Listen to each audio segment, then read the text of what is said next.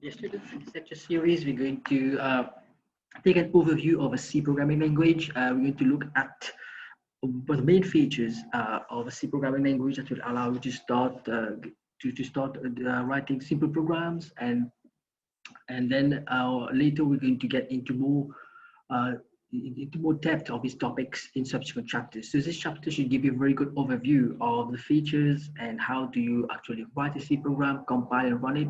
And we're going to start looking at the various tools provided to you in the C programming language, like repeated loops, like decision making, if switch statements, and then later in subsequent chapters, we build more in depth of these topics. But already after this session, you should be able to start using the C programming environment to write your programs and then be able to compile and later deepen your understanding in these various aspects of C programming language. Yep. So it's very typical for people who learn C programming language to look at this very simple program here. We're just sending some this text on the screen, hello world. So this is what we're going to do as a first program, and this is already going to be this program will offer lots of insight actually how you write a C program, and then once you can do that, send this simple text hello world on the screen, you're able to now start writing more advanced statements and build up your understanding and the competence in writing C program. So this is a program we are talking about. So we're going to look a bit in more details what are the various components of this simple program here. So first line, this one which is saying in C, the program to print. This is not of other programs, this is just instruction here. And we found the following line, hash include stdio.h. So this is actually lots of reserved keywords here. We've discussed about reserved keywords before, so the hash include is already a reserved keyword. Stdio.h, so the .h is saying this is actually a file. Standard input output file is a header file. This is why I have a .h. Now, why do we need a header file here? This header file actually contains a library of functions, one of them being printf. So if you look at the program itself now, it starts where main is. So in C program, you will always have a function called main. So this is actually the program which will be compiled and run by the environment of C. So the compiler is going to convert this piece of code into machine language and then run it at execution stage. So of course, in this part of main program, if you have functions now which will be called upon, then of course the functions will of course be compiled as well. But you might have lots of functions written, but not all of them are called in the main program. So what's important here, in all C program, you would have a function called main, and this is what's going to be executed inside the C, inside this main program. If you have functions being called upon, of course, the program will step out of main, go into these functions, passing them any required input and get an output back into the main program and then keep running.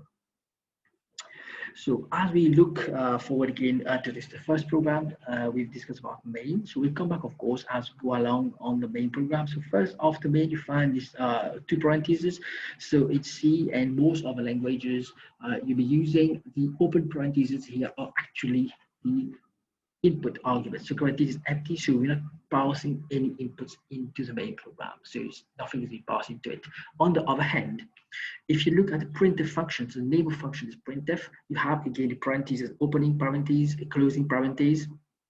Inside it, you have a text here in double inverted commas. So that's going to be the structure of your printf function. Always you have double inverted commas, and then inside it you can put your input to the printf function. So inside this opening and closing parentheses, you have the input to the printf function. Don't worry too much at this point if you don't understand the printf function. We're going to look in more details later. Like I said at the start of the lecture here, we're doing an overview of the C programming languages. So even if you don't get everything understood, you don't appreciate all aspects at this point, it will come after.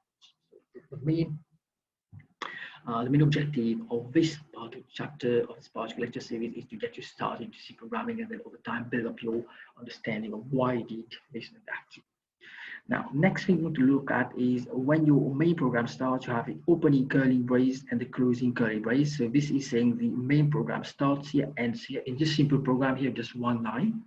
This is why it's a very small program, but of course, you can have any number of statements that sits between the opening and the closing braces here as you start adding more and more complex programs. The number of codes, the number of statements will be 20, 30, or even more. So it's always going to sit between this opening curly brace and the closing curly brace. So this is basically saying the main program starts here and ends here. Next thing we want to look at is, if you look at this printf statement, it ends with semicolon. So all statements in C ends with semicolon. That's also something you need to learn. If you omit this semicolon here, the compiler will flag out an error and will give you some direction where error is coming from. So you need to know that all statements in C ends with a semicolon. Now, last thing is, when you say hash included, can you see the stdio.h is between these two symbols here? Less than and greater than in a way, but it's not actually representing less than or greater than. So in all header files are going to be included in these two less than and greater than symbols. Okay, here we're using only one header file.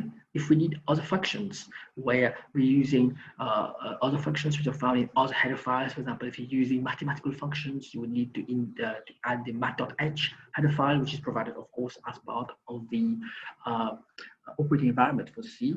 If, for example, you're using functions with do strings, which we'll do in a subsequent chapter, you need to include a string.h. So all of this would be included in this less than and greater than symbol.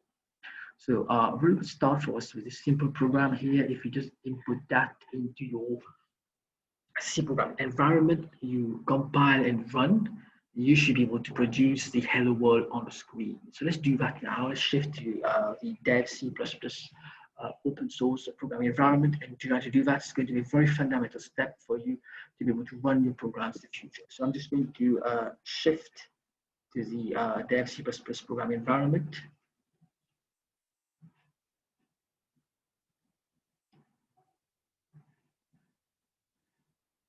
There you go. So this is your dev C++ programming environment. So at this point, you say new and you're doing a new source file. So this is how it is. So just basically type what we just seen in the PowerPoint slides. So we have hash include stdio.h. Can you see I'm typing the commands in the environment is going to help you. For example, I just typed one of the symbols to include the name of header file and put the greater sign for the already. So we're going to see that as we go along. Then we have the main, okay. Then we have an opening curly brace, it puts a closing brace for you. Having it. And then we see printf. I put the opening parentheses, putting the outer parentheses for me, the closing one. If I put the first semicolon, the first double inverted commas, put the second one for me. Things like hello. Wow. So it. In a few minutes, we will talk about the slash n. Okay, so we will discuss that. The slash n is actually making when you run this on the screen, it's going to change line and go to the next line. That's why the slash n is a wildcard. So whenever you want to change line, just put slash n. If you want to change two lines, you put two slash n and so on. Okay, so once you've done that, the first thing you want to do is you want to save the file. So you save it in a folder where you have access to. If you save it in a folder where you don't have rights to run any piece of code, any executable files, so then when you start running, it's going to show some errors. So make sure you're saving the folder where you have access rights. Now you want to save it here. You have different file types. You want to save it as .c, and then let's put this one as the first program. So have a couple of others first. Something first .s2.c. So save. Once you do that, you can go to execute in the top menu and then say compile, or you have icon here already, so you compile. Take some time.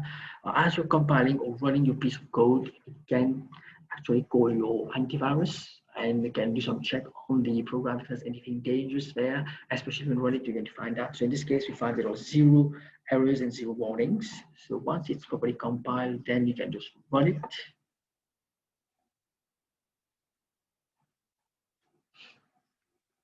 So it's taking some time here, especially it's the first time you're compiling your program. It's going to take some time. And like I said, antivirus could do some checks on the safety of your code, because we know some codes can actually be like viruses, crash your computer and take up memory and start erasing memory. So this is what the compiler is doing. So first time you run a code, it can take some time to show up. So I'm just going to show you the screen now. What is appearing? So it seems the AVG is doing some checklist. So I hope you can see the screen. It's saying hello world and waiting with a cursor and say press any key to continue. So if I just do that, I press enter, so it exits. Now in some versions of this Dev C++, you might not have this feature which waits on the screen for you, so the screen can just flash and just come out. So if you get issues like this, I will show you what to do. You can just simply put a statement here which waits for the user to press the character for the program to continue, and that's it, then you could continue. So just to illustrate that, if I run the program again now, it is running faster. First one to 40 seconds to run. This one is taking 0.03361 seconds. So very fast. Once it's compiled properly and not making any changes in your code, it will run faster now. Okay, so do give this a try. Very important for you to get used to writing very simple programs, compiling, running. Now what we're going to do, of course, you will start increasing your statement, the complexity of your instructions. Yeah, so we shift to our PowerPoint slides.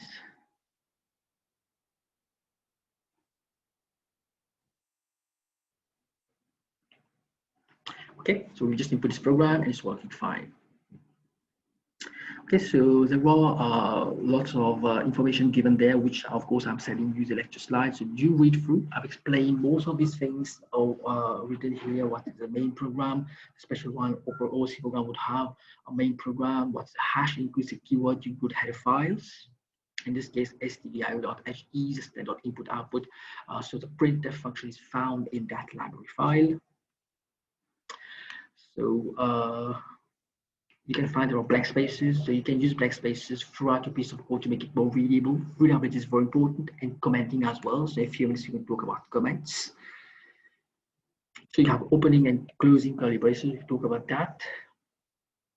Now, between the opening and closing braces, you have your statements. This is what your code is, and here we're calling the printf function, which is found in the stdio.h library file. So we've seen what a format of a function. Typically, it's a function name. So you have a name and then the opening parentheses and the closing parentheses, and inside it you have the input that you're passing to that function. So at some point you will write your own functions in C, and it's going to be very similar to that. You have a function name which you would give, and then you're going to pass some inputs to it. It's going to do some processing and return something back to main, or send something to screen, or send something to text file. It basically do some tasks for you. Now we've also mentioned about a slash and wildcard here inside the printf. So this one basically changes line. You have other wildcards like slash D is going to allow you to put tabs. So as we go along, we're going to come across these wildcards. Important here, what I'm trying to stress here is all your statements in C is going to end with a semicolon. That's important. If you omit this semicolon here, you will get an error. So you can just try this out. Okay, so this one is giving all the various functions of all different lines. So we've talked about this already. The first one is the header file and the main function, and then it's opening curly brace, closing curly brace, and then you're having call from the main to the printf function found in stdio.h, and just to print the message on the screen. So if you just make a simple program like this, now you modify, now instead of only one printf, you're putting 3 printfs.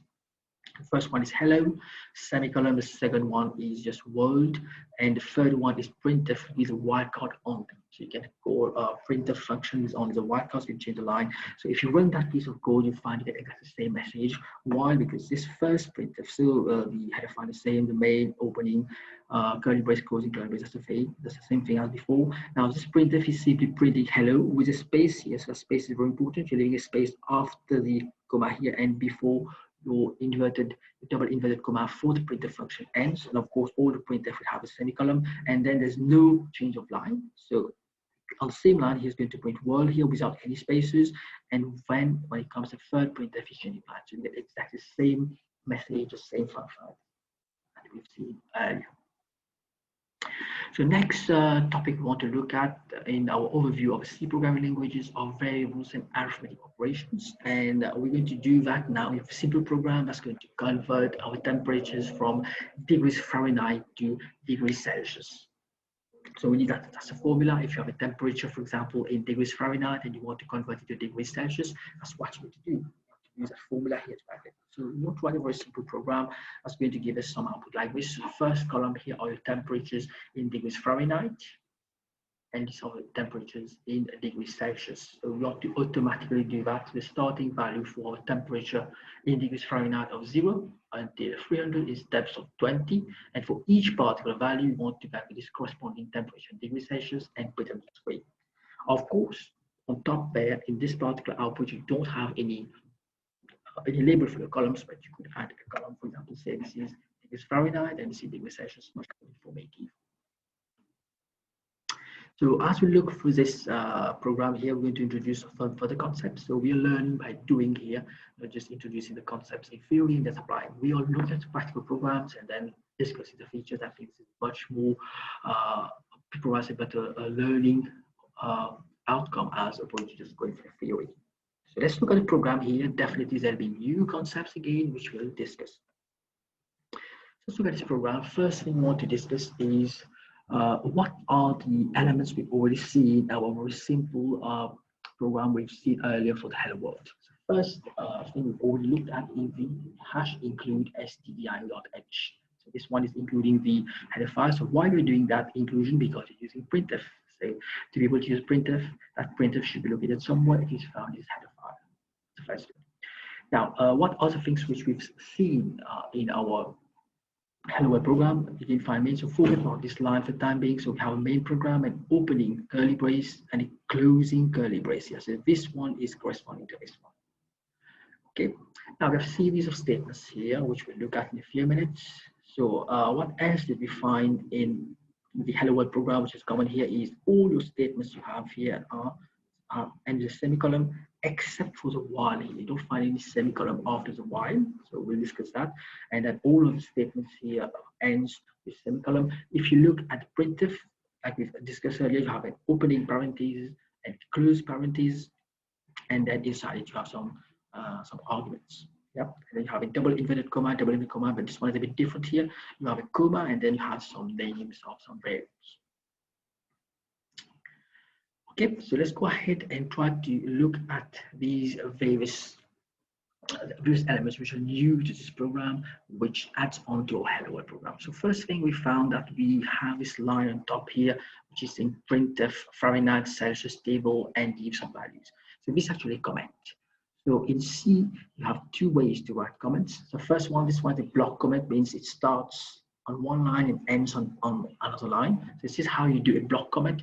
You put a backslash and then asterisk, and then you start writing here. Now this one's a block comment means as long as you don't have the asterisk and backslash again, it's going to keep commenting. Yeah, so it's a very nice way if you have a piece of code in the future which you also just want to take out from the compiler for some time, you can just use commenting.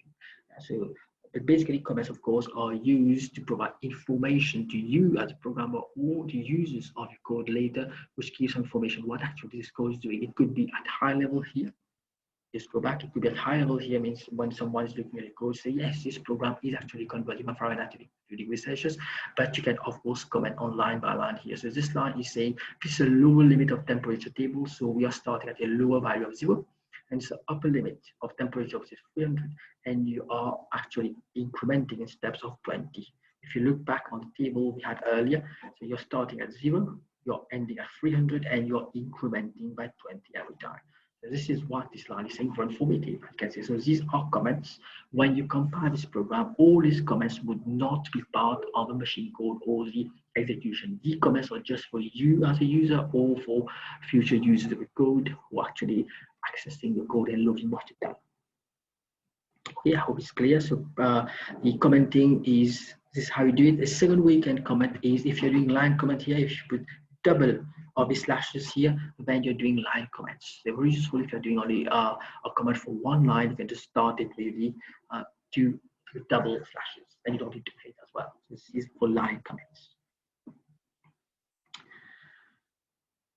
Okay, so we've talked about that, and we've also seen other comments. Yeah, so these are also comments to help you. This is very useful when you're writing programs to always put comments.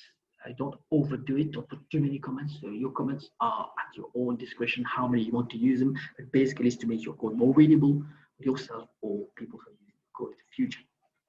Now, next thing we've seen in this program, again, which is adding up on our Hello World program, are variables. So here we're using some variables to store the initial value I want to start off, the lower limit, the upper limit, and the steps. You can see here we have three variables, lower, upper, and step, and we also have two further variables. One is storing the temperature in Fahrenheit, and the second one is the temperature in Celsius, which we're of course calculating from FHR. Now, what actually is preceding these various names here are the keyword int. So both lines have int. So this int here is simply saying that these variables for time being are integers, so they can store decimal point numbers. So if we go back to our program again, so we start our main here, and after our opening curly brace, we have a series of declarations for variables. So you're giving names to these variables. At this point, when you declare these variables, they don't have any value yet assigned to them. It's afterward that we start defining them. So very important for variables, you have variable declaration and variable definition. So this is variable, for example, here int lower, you're declaring a variable called lower. And here you're giving a value of 0 to it. Same thing for upper. Here you're declaring a variable called upper, and you're here assigning 300 to it.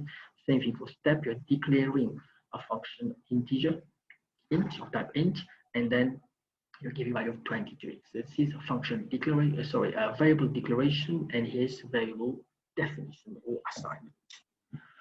Okay, so we're going a bit more into variables now. We know definitely as engineers that we need, and for mathematical formulas, we need variables to store numbers into it and to do some computations. So very important for us to be able to use variables. Now, what's the implication of defining a variable as type integer? So it's very clear. So in C, when you want to declare a variable as type integer, the keyword is int. Remember, we talk about reserved keywords. So int is a reserved keyword in C. It means you can't declare a variable called int. For example, here you can't say int, because int is a reserved keyword. So you can't give a variable name as int. Now, other implication of defining a variable of type integer is an amount of memory space stored to it. So typically, it depends on the machine you're working with, on the laptop or computer you're working with. Typically, it could be 4 bytes, it could be 2 bytes. So we're going to later see how can you actually find out how many bytes are stored for different variable types. So we're going to come back to this. So variable as a type int means the variable listed are integers by contrast with float. So if you want to define here a number which has decimal point numbers, let's say 2.5, 3.6, then you can't use int, you have to use float. So the type or the reserved keyword for decimal point numbers would be float. Now, implication of defining a variable to be of type int and float also defines the range of that number. So if, for example, if you have an integer with 16 bits, and 16 bits are 2 bytes, then you can store a number from minus 32,768 to plus 32,767. Whereas if you have 32 bits now, means 30 bits is 32 divided by 8, because we know 1 byte is 4 bits. So if you have 4 bytes amount of space to store any part of number, it can be now very large now. This is very, very large. Small number if it's positive, and a very large number which is positive. So of course, the more number of bytes or bits you can allocate to a variable, the more number of precision, the more range you have it, of course, the more computationally intensive will be your memory, be your program, because it needs more memory.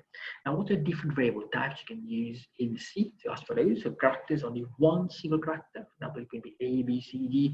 We're going to come back to that later. We have a method to actually assign characters and give them, of course, their bit equivalent, because we know all numbers are stored as bits, zeros and ones. So we're going to look at that's called ASCII convention. We're going to look at that later. So again, a character is just a single byte, just 1 byte with 8 bits. Okay.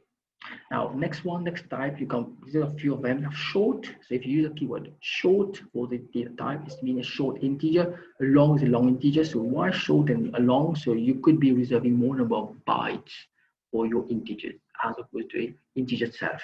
The size of these objects are also machine dependent. So we're going to look at later a single program which allows us to find the number of bytes for any type. So double precision floating point. So typically, if you use float to store to declare a particular variable, now if you use double, you can store decimal numbers. decimal port numbers, but we get even more amount of memory space means you can have more precision. We know precision is very important in calculations, mathematics. If you're iterating, you don't want to use accuracy. So this is where we're going to start using double. So once variables are declared, they are assigned to values. Starting in this case here, you have lower is go to 0, upper is 300. But before you're able to actually use these variables, you need to declare them. If you don't do that, then your compiler flags an error. Now we've seen earlier all statements and this semicolon. Now each line in the table is computed in the same way except with different values of temperature. This is implemented using the while loop. So what while loop actually is doing when your code is starting, so if you just go back to the main program, now it's going to be clearer. So you can see here we're declaring all your variables. Here we are defining them. And then at some point we say FHR, which was the variable we're using at this point, of course, all our integers. Later we'll see what implication of having temperatures in integers. We lose accuracy. And we will do also run in some problems, which we try to address later by using float. But to start off using integers here, so these three variables, lower, upper, and step, have been already assigned to values here that we define, and that's suppose the FHR is going to lower. So FHR, which is the variable you're using to store temperature in Fahrenheit, is currently having a value of 0. So at this point, FHR is 0. And then we step into this while loop. So the while loop basically is a loop which is going to repeat itself as long as a condition you have inside the parentheses is actually true. So at this point, so just memorize this. So at this point, your FHR is 0. So while 0 is less than or equal to upper 300. So as long as the number of the value to store in FHR is less than or equal to 300, this while loop is going to keep running. Now, where the while loop starts and ends, it starts here and ends here.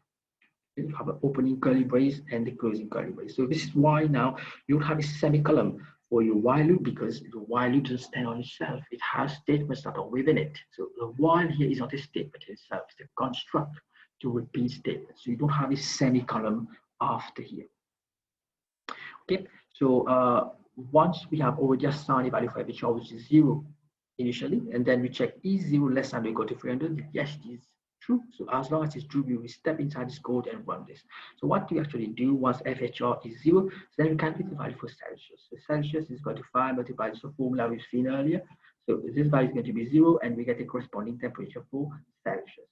Now let's put a printf statement here. Now we've seen that over earlier, so you have a double inverted commas here, and then earlier we had hello world here. But now in this case, we don't want just to print some fixed text. We want to print the value of a variable, because FHR and Celsius, these two variables, would have different values at different points in time as running in the while loop. So it means how you actually take these values and print them in a dynamic way as it's changing. You use a percentage %d. Percentage %d is for a format specifier. So percentage %d is for integers. If you had a floating point number, it would have in percentage %f. If you have a double point number, it would have in percentage %g. If you have a character, percentage %c, or string, percentage %s. So all these are format specifiers. So basically what are we saying here? When the compiler is going to come across this printf here, the percentage %d, this is saying here, we want to print the value of an integer. /d is a wildcard for temp, so it's going to leave some space in between. And then the second percentage %d means you want to print the value of a second integer. And then /n, we've seen it the change line, and this is the closing double inverted comma. And you have a comma here because we are putting percentage %d, percentage %t. We have to say now which integer variables we want to print. So FHR, the first percentage %d that we have here, the first integer is FHR. So it's going to take the value of FHR, which is currently 0. It's going to put here. The second percentage %d is Celsius, which we've calculated here. It's going to take its value and put it here. So that was the printf is. The printf is not just for static text or text which are just fully defined. It's for any dynamic numbers as your code is running. If you have variables inside there, you want to print the values of these integers, then you would need to use format specifiers and then give the name of its variables. So this is expanding now and print the function to what we had in the hello world. Yep, so this line here is printing the value of FHR and Celsius as they are at the bottom of the point in your while loop. And this line is very important. Remember, your FHR started at 0. Yep. Now, if you don't update your FHR, what is going to happen is going to stay 0 is less than or equal to 300. If you don't update it, this is going to be throwaways, then your while loop will never end. You can only find out. So this line is basically saying here, FHR is currently 0. Now I take 0 plus 20. So this was a step which you can change, of course. Now the new value is stored in FHR. So the previous value of 0 is overwritten by 20. Now you come back to value and you check, is 20 less than or equal to 300? That's true still. So then you calculate the value of Celsius for 20, you print it, and then you update it to 40. So this while loop here is going to run until FHR becomes 300. So is 300 less than or equal to 300? Yes, because you have equal to sign here. That's again true. So it's going to calculate the value of Celsius corresponding to 300. Print it and now update 300 plus 20, get 320. Is 320 less than or equal to 300? No, it's greater, so that's false. It's not going to run this code, it's going to step out and end your program. So if you run this simple piece of code here, which I encourage you to do, you should be able to get a table like this. Okay. So as you read through these different lines here, it's going to become clear what's doing. The while loop is what we've just said. The while loop is executed many times until the condition becomes false. So very interesting exercise for you to do manually. So labeling the first time the while loop is executed as iteration 1. Work out the subsequent iterations, giving the value of each variable until the condition for the while loop becomes false. So try to do that on paper. Start with iteration 1, where your FHR is 0 and the first values that you have. Calculate now the corresponding value for Celsius on the calculator, put it there, and then your FHR becomes 20. So keep doing that until your while loop ends. So when the test condition becomes false, the while loop ends and you come out and then you just run. Now, the piece there in green, so I would encourage you to do that now in your piece of code. This is where I'm stopping this lecture series, this first video here on the overview of C programming language. So the part in green here, I want you to give it a try. So can we take the difference and then multiply by 5/9? So can you take FHR minus 32 and then you multiply by 5 divided by 9? So give it give it a try in your code and see what happens. Okay. So we'll come back to this next time in the next video. Thank you very much.